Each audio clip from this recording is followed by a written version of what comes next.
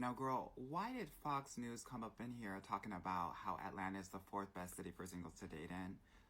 The lies, the lies, the lies! It's not true. Girl, my name is Anwar White. I'm a dating coach for Black and brown women, and I've been doing this work for 13 years. So I'm going to give you the top 5 cities that are the most challenging cities to date in as a Black woman. Yeah, so let's get into it. Number 5, Phoenix. Girl, here's the thing. The Black guys are not checking for the Black women in Phoenix. They're checking for the white girls. They're checking for the Latina girls. They're even going on the reservation and checking for the Native girls, girl. So they're not checking for you, which makes it really hard. And then everybody else wants to keep with their own kind. So they're not really checking for you. So that's why Phoenix is really difficult. Number 4, Miami. Girl, Miami is also quite racist. You know, there's a ton of Cubans, and Cubans, they'll party with you, girl, but they just won't take you home. Also, there's no middle class there, right? There's no Black middle class in Florida, really, but Miami specifically. And also, there's a ton of Haitians. And what the girls are telling me is that the Haitians are crazy. I'm not saying this is what I'm hearing. Let me know in the comments what your experiences are, yeah? Number 3, LA.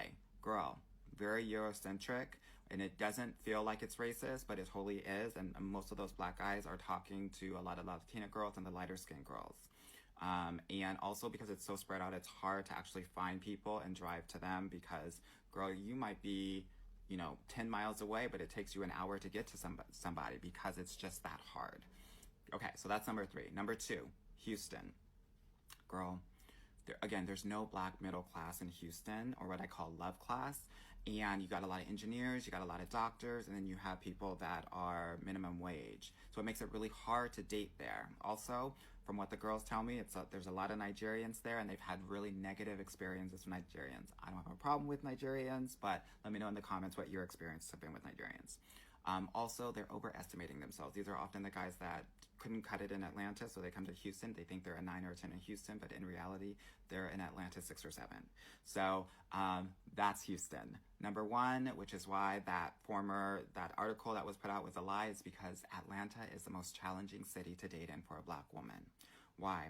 There's a gender disparity, what I call the Black sex gender operating ratio. What does this mean? It means that for every one well-to-do Black guy that's ready for a relationship, there are 6 to 7 Black women that are really chasing after him. So Black men have the power in Atlanta, and they will treat Black women horribly because they can. And also, they are not settling down until later on in life, after 35, 40 for the most part, right? Because they can. They have all of the power. And so this is why women in Atlanta have such a hard time dating. Now, honorable mention, Boston, racist, no Black wealth. Other parts of California, like the Bay Area or San Diego, it's the same with LA.